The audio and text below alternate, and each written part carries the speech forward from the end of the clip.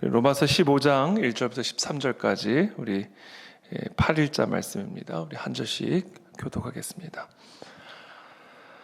믿음이 강한 우리는 마땅히 믿음이 약한 자의 약점을 담당하고 자기를 기쁘게 하지 아니할 것이라.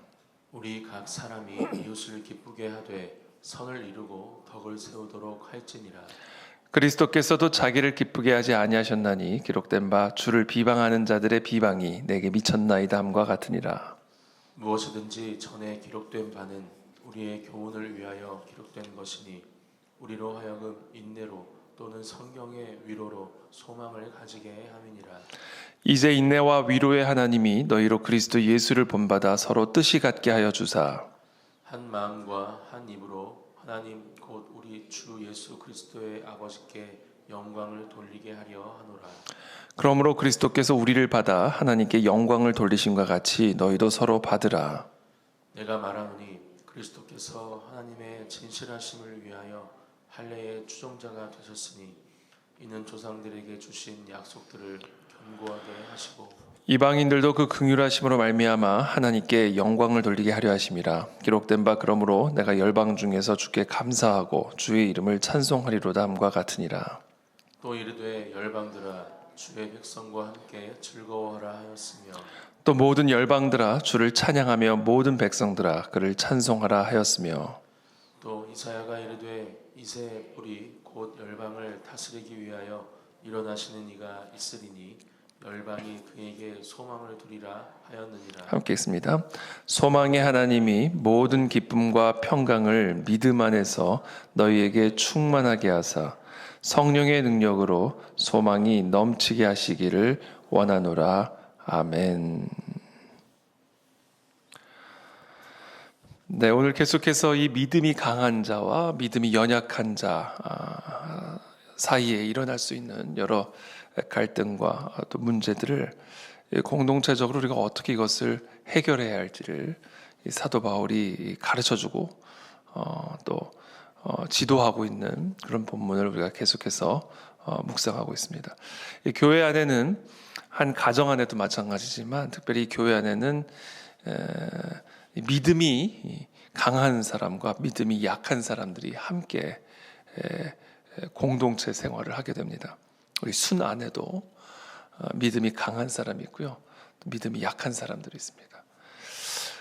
그때 우리 이 믿음이 강한 사람들이 믿음이 약한 사람들을 어떻게 대해야 할까? 이 믿음이 강한 사람의 관점에서 보면 이 믿음이 약한 자들이 좀 안타깝게 느껴질 수 있죠. 부족하게 느껴질 수가 있는 것이죠.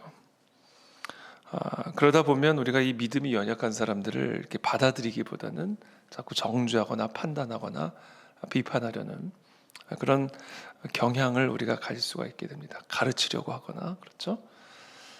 이 믿음이 연약한 자들은 또 믿음이 연약한 자대로 믿음이 강한 자들을 또 비판하고 판단하고 또 정죄하기가 쉽습니다. 왜냐하면 이 믿음이 연약한 자들은 믿음이 강한 자들을 이해하기가 어렵기 때문에 그렇습니다. 믿음이 강한 자들이 보는 것을 이 믿음이 연약한 자들은 보지 못하고 있고, 또 믿음이 강한 자들이 알고 있는 것을 믿음이 약한 자들이 다 알지 못하고 있는 경우들이 많기 때문에 오히려 또 믿음이 약한 자들은 또 믿음이 약한 자대로 믿음이 강한 자들을 비판하고 판단하고 또 정죄하는 그런 일들이 일어나기가 쉽죠. 그래서 사도 바울은 너희가 서로 비판하지 마라. 음식을 먹는 문제나 절기 문제, 이 구약의 율법은 이제 더 이상 그것은 아무 의미가 없는 것이다. 그러나 그럼에도 불구하고 여전히 그것에 매여 있는, 그래서 뭐 돼지고기를 먹으면 안 되고 특정 절기를 꼭 지켜야 되고, 이 겉으로 보기에는 되게 열심인 것처럼 보이지만 사실은 믿음이 연약해서 그러는 거다. 진정으로 믿음이 강한 자들은 그런 모든 것들로부터 참된 자유를 누리기 때문에 그것에 더 이상 제약을 받지 않는다. 오히려 그와 같은 율법주의적인 사고방식이 우리의 참된 복음의 자유를 회방하고 또 가릴 수 있다. 신학적인 문제를 사실은 사도 바울이 로마서 전반부에 계속해서 강조하죠. 얼마나 엄중하게 강조합니까? 모든 사람이 죄를 범하였음에 하나님의 영광에 이르지 못하였더니 율법의 의가 아닌 또 다른 의가 우리에게 나타나 그 의로 말미암아 우리 모두가 하나님의 자녀가 되는 권세를 얻게 되었음을, 행위로 인한 의가 아닌 오직 믿음으로 인한 의를 얻게 됨을 사도 바울이 로마서 1장부터 11장까지 얼마나 강력하게 또 간절하게 설명합니까? 그런데 로마서 12장부터 사도 바울이 하시는 말씀, 특별히 요즘 우리가 로마서 15장 또 14장 사도 바울이 하시는 말씀을 보면 그게 또 그렇게 대수롭지 않은 것처럼 생각하시는 것 같아요. 그렇죠? 사도 바울이 대수롭지 않게 생각하는 게 아니죠. 사도 바울은 이 진리에 있어서는 타협이 없습니다. 그렇죠?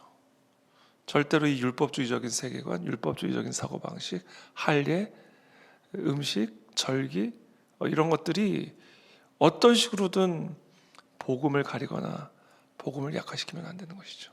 이것에 대해서 사도 바울은 로마서뿐만이 아니라 다른 모든 서신서에서도 얼마나 엄중하게 강력하게 싸우고 투쟁하고 내부로는 가리키고 권면하고 경고하고, 사실 사도 바울이 기록한 서신서의 거의 8, 90%는 바로 이 올바른 복음의 교리, 여전히 잔재로 남아있는 율법주의적인 교리와 특별히 거짓 선지자들이 끊임없이 교회로 파고드는 행위 중심적인 그런 교리를 대적하고 물리치기 위해서 얼마나 수고합니까? 그렇죠? 그런데 그와 완전히 다르게 한면으로 완전 투사인데, 그렇죠? 타협이 없습니다. 혼날 것 같아요. 조금이라도 이상한 소리를 하면 엄청나게 혼날 것 같은 그런 사도 바울의 단호함이 사실은 사도 바울의 서신서들의 대부분을 지배하고 있고, 로마서 안에서도 이 로마서 1장부터 11장까지 이 전반부에서는 너무나 단호하고 강력한 투사로 복음의 교리를 변호하고 또 변증하는 그런 모습들을 보게 됩니다. 그런데 우리가 로마서 14장에서도 그렇고 15장에서도 그렇고 오늘 본문인 정작 여전히 그런 잘못된 교리를 갖고 있는, 여전히 복음을 믿으면서도 여전히 그런 왜곡된 불필요한 그런 믿음과 신념에 묶여있는 자들을 대하는 태도는 또 달라요. 그러니까 잘못된 교리를 대하는 태도와 그 잘못된 교리에 오염이 되어 있거나 영향을 받고 있는 그 자들을 대하는 태도가 다르다고요. 그게 목양인 거죠. 그러니까 결국 목양. 그래서 우리가 이 목회 서신서 이렇게 부르는 것이죠.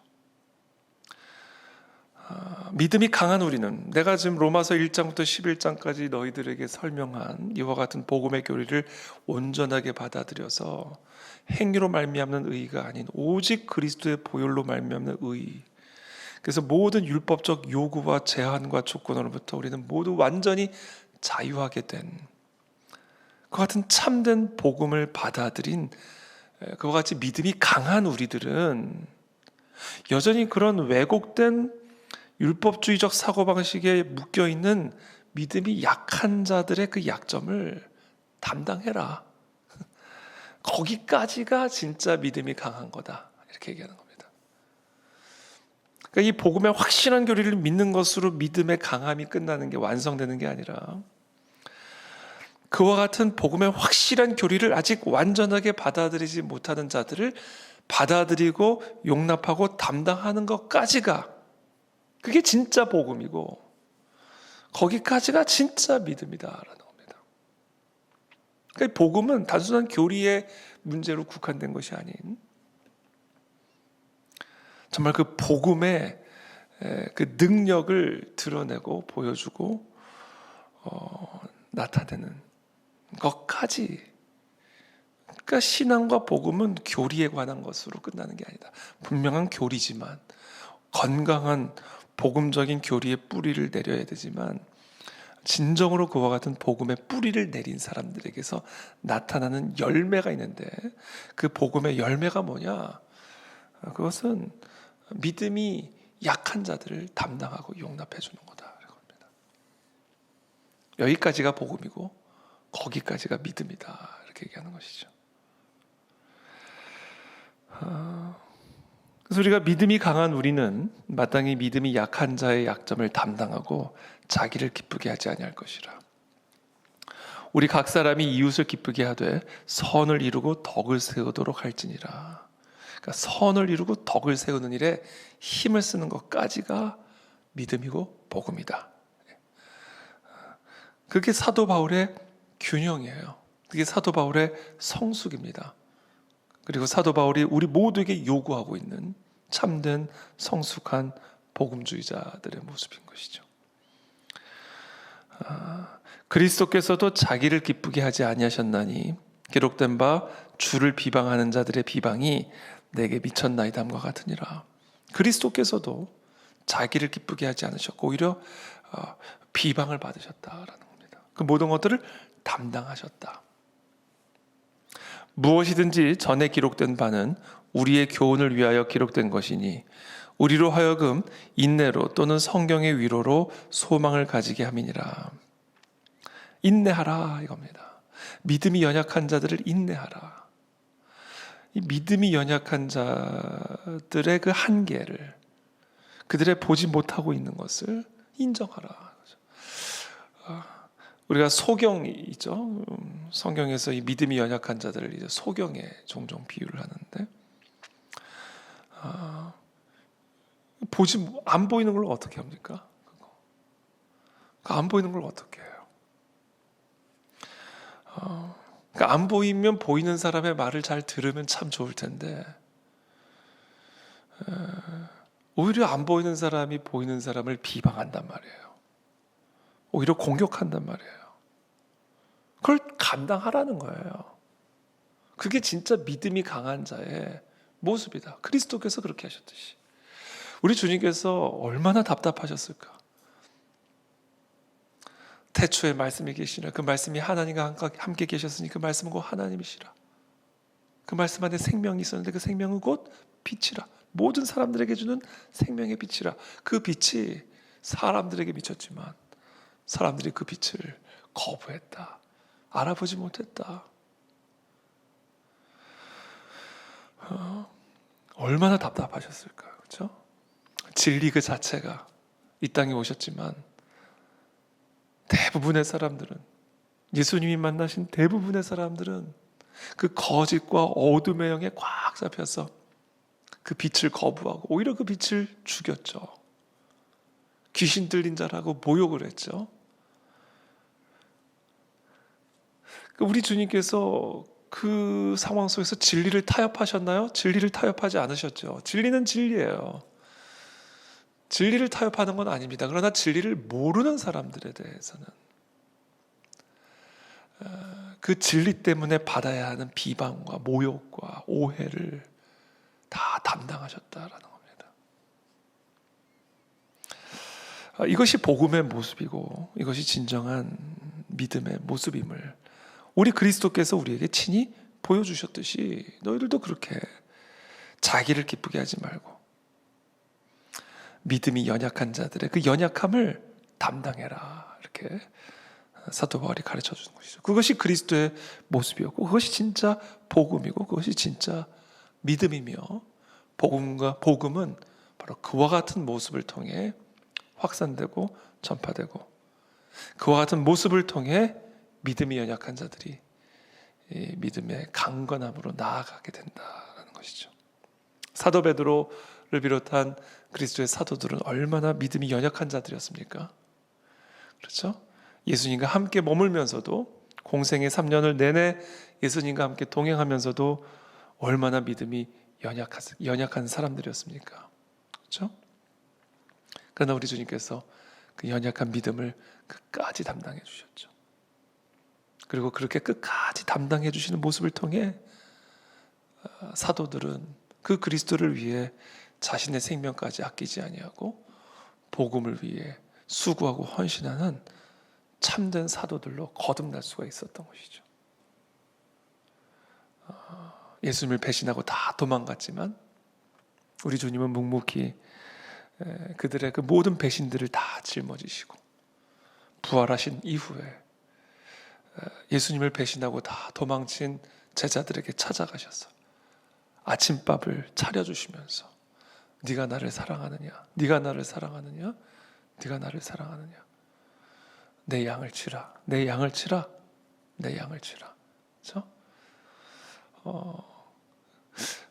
베드로가 한 일이 잘한 일은 절대로 아니죠. 예수님은 그 부분에 대해서 타협하시는 분이 아니죠. 그러나 그와 같은 믿음이 연약한 자들을 끝까지 담당하시는 이 모습이 결국 우리 모두가 닮아가야 할 모습이고 그것이 진정으로 강한 믿음의 모습임을 우리 주님께서 보여주신 것입니다. 5절에 이제 인내와 위로의 하나님이 너희로 그리스도 예수를 본받아 서로 뜻이 같게 하여 주사 한 마음과 한 입으로 하나님 곧 우리 주 예수 그리스도의 아버지께 영광을 돌리게 하려 하노라. 그러므로 그리스도께서 우리를 받아 하나님께 영광을 돌리신 것 같이 너희도 서로 받으라. 서로 받아줘라. 받아줘라. 들어줘라. 그냥 용납해라. 그죠? 이 신학적인 교리의 차이, 이런 것을 가지고 논쟁을 하고 다투기 시작하면요, 이거는 필연적인 분열로 나갈 수밖에 없는 것입니다. 그러나 오늘 주님께서는 말씀하십니다. 믿음이 연약한 자, 그들은 강해져야 된다. 반드시 그들은 강해져야 된다. 그러나 그들을 용납함으로써 하나가 되는 것이 이것이 더 중요하다. 이렇게 말씀하십니다. 한 마음과 한 입으로 하나님 우리 주 예수 그리스도의 아버지께 영광을 돌리는 것. 비록 온전한 교리를 가지고 온전한 강한 믿음을 갖고 있지는 않지만 그러나 그런 자들이라 할지라도 함께 너희들과 믿음이 강한 너희들과 한 마음 한 입으로 하나님을 예배하고 찬양하는 것이 진정으로 하나님께 영광을 돌리는 것이다. 이렇게 말씀하십니다. 이건 참 정말 우리가 새겨들어야 할 하나님의 진리죠. 오늘날에는 교리가 언제나 신학적인 교리가 한 마음 한 입으로 하나님께 영광을 돌리는 것보다 더 우위에 서서 분열과 갈등과 충돌을 대수롭지 않게 여기는 그런 문화 속에서 살아가고 있습니다. 조그마한 신학적 교리가 달라도 그냥 갈라지고 헤어져서 교파가 또 다른 교파를 낳고, 그렇죠? 성 어거스틴이 그런 말을 했습니다. 제가 참 좋아하는 말인데 본질에는 일치를, 비본질에는 자유를, 그리고 모든 것에는 사랑을 더하라. 본질은 복음이죠. 본질은 하나님 예수 그리스도 성령 하나님 그리스도로 말미암는 하나님의 의, 이 복음이 바로 본질입니다. 그러나 그 외의 모든 것들은 음식의 문제든 절기의 문제든 기타 등등 그 모든 것이든 그것은 다 비본질적인 것들에게는 자유를 줘라. 자유를. 그리고 본질이든 비본질이든 그 모든 것에는 사랑을 더하라. 저는 이것이 오늘 사도 바울이 우리에게 가르쳐주고 있는 핵심적인 메시지입니다. 순수한 복음적인 교리, 그것은 본질이지만 그러나 그 모든 것들에는 사랑이 더해져야 함을 우리들에게 가르쳐주고 있는 것이죠. 예수님께서는 8절에 보면 그리스도께서 하나님의 진실하심을 위하여 할례의 추종자가 되셨으니 이는 조상들에게 주신 약속들을 견고하게 하시고 이방인들도 그 긍휼하심으로 말미암아 하나님께 영광을 돌리게 하려 하심이라. 기록된 바 그러므로 내가 열방 중에서 주께 감사하고 주의 이름을 찬송하리로다 함과 같으니라. 우리 예수님이 할례의 추종자가 되셨대요. 사도 바울은 지금 로마서 전반부 내내 할례가 얼마나 불필요한 것인지를 강력하게 논증했잖아요. 그런데 이 로마서 12장부터는 할례, 예수님이 할례의 추종자가 되셨다는 거예요. 그러니까 할례를 받으셨다는 얘기입니다. 그렇죠. 예수님 태어나시자 맞아, 율법이 정한 대로 할례를 받으셨죠.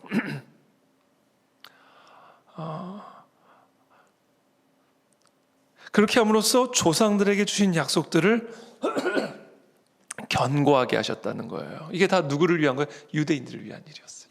유대인들을 위해서 할례 받으신 겁니다. 믿음이 연약한 자들을 위해서 할례 받아 주신 거예요. 또 이방인들도 그 긍휼하심으로 말미암아 하나님께 영광을 돌리게 하려 하심이라. 그렇죠. 이방인들은 율법 바깥에 있는 사람들이었으니까 그 이방인들에게는 긍휼하심으로 말미암아 또 하나님께 긍휼을 베풀어 주심으로 말미암아 또 하나님의 자녀가 되게 하신 것이죠. 그러니까 예수님께서도 유대인들과 이방인들을 다르게 대하신 거예요. 그렇죠? 그래서 이 복음의 이 완성, 이 복음의 성숙을 로마서 후반부에서 사도 바울은 강조하고 있는 것입니다. 저도 이제 우리 교회 진리교회를 이제 목회하면서 참으로 이제 다양한 그런 신학적인 배경을 가지고 또 다양한 교단의 배경을 가지고 이제 우리가 우리 교회에 한 몸이 되는 그런 과정에서 적지 않은 그런 신학적인 갈등 또 그런 충돌들로 뭐 어려움을 한때 가졌던 분들도 있었고 또 교회를 심지어 떠난 분들도 있었습니다. 그런데 그 모든 그 과정에서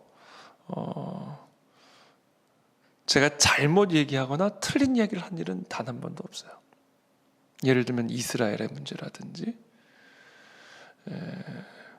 뭐 복음의 그런 어떤 본질적인 부분에 대해서 사실은 오해하고 또 심지어 잘못된 그런 영향을 받은 그런 분들이 이제 되게 힘들어하는 거죠. 근데 물론 저는 그 비본질적인 부분에 대해서는 자유롭게 이해를 하도록 자유를 주지만, 그러나 본질적인 부분에 대해서는 사도 바울이 그렇게 했듯이 이거는 타협할 수 없는 분명한 하나님의 진리의 말씀, 다양함이라는 이름으로 희석될 수 없는 성경적 해석이고 복음적 교리인 것이죠. 근데 그 과정에서 참 많은 갈등과 어려움들이 있었는데 저 자신도 이런 부분에서 사도 바울의 모습, 또 우리 주님께서 우리에게 가르쳐 주신 이 모습들을 더 마음에 새겨야 되겠구나라는 생각들을, 묵상들을 하게 됩니다. 사도 바울처럼, 예수님처럼 유대인들에게는 유대인들의 필요를 따라, 또 이방인들에게는 이방인들의 필요를 따라 믿음이 연약한 자들의 약점을 담당함으로써 그보다 더 큰 교리의 차이보다 더 큰 우리가 한 마음 한 입으로 우리 하나님과 예수 그리스도의 영광을 드러내는 그 일, 더 높은 차원에서의 그 하나님의 뜻을 위해 서로 다른 또 약함을 서로 받아들이고 담당하면서 나아가는 것, 이것이 참된 목양이고 목회고 그것이 참된 복음의 완성임을 오늘 우리는 이 사도 바울의 이 서신을 통해서 배우게 되는 것이죠. 그래서 우리 모두에게 이와 같은 성숙함을 허락해 주시기를 기도합니다. 타협할 수 없는 복음의 진리, 성경의 진리, 거짓 선지자들과 거짓된 왜곡된 교리에 대한 단호한 투사와 같은 싸움, 그것이 사도 바울의 모습이었지만 또 예수 그리스도의 모습이었지만 또 다른 한편으로는 믿음이 연약한 자들을 끝까지 담당하고 더 큰 차원에서 한 마음 한 입으로 하나님을 찬양하고 예수 그리스도를 경배하는 그 일을 위해서 서로의 다름과 서로의 약함을 그냥 품고 나아가는 이와 같은 성숙이 오늘날 우리 한국 교회와 우리 모두에게 요구되어지는 참된 복음의 모습입니다. 또 우리 그 안의 진리 교회 또한 이와 같은 참된 이 복음의 모습을 품은 그런 교회가 되기를 기도합니다. 우리가 본질에는 일치를 위해 노력하지만 그러나 비본질에 대해서도 우리가 자유를 주면서 모든 것에 사랑을 더하는 그런 참된 성숙한 믿음의 공동체로 세워지기를 예수님의 이름으로 기도합니다. 기도하겠습니다. 살아계신 하나님 감사합니다. 오늘도 우리에게 주시는 이 복음의 진리를 우리가 받아들입니다. 그렇습니다. 이 신학적인 교리보다도 더 중요한 것이 바로 사랑임을 우리가 오늘 이 사도 바울의 가르침을 통해서 배우게 됩니다. 정말 이 복음의 본질을 위해 투사와 같이 싸우면서도 그러나 믿음이 연약한 자들을 위해서는 한없이 낮아지고 너그러워지는 이 사도 바울의 이 모습이 우리의 모습이 되기를 기도합니다. 진리를 위한 단호함, 그러나 서로의 다름과 서로의 약함에 대해서는 한없이 부드러워지는 이와 같은 목양적인 사도 바울의 모습을 통해서 참된 복음과 참된 믿음의 완성을 우리가 배우게 됩니다. 오늘 우리 모두에게 그와 같은 겸손함을 허락해 주시고 또 그와 같은 참된 사랑을 부어 주셔서 복음을 위해 싸우면서도 복음을 위해 품는 그런 믿음의 사람으로 믿음의 공동체로 우리와 우리의 교회들이 든든하게 세워질 수 있도록 은혜를 베풀어 주시옵소서. 지금도 교회 안에서 이 땅의 교회들 안에서 벌어지고 있는 그리스도의 몸된 교회 안에서 벌어지고 있는 수많은 갈등과 분열의 역사들이 떠나가게 도와주옵시고 서로가 서로를 용납하며 하나가 되어 한 마음 한 입으로 하나님과 예수 그리스도께 영광을 돌리는 그런 한국 교회가 되기를 이 시간 다시 한번 기도하며 예수님의 이름으로 축복하며 기도합니다. 아멘.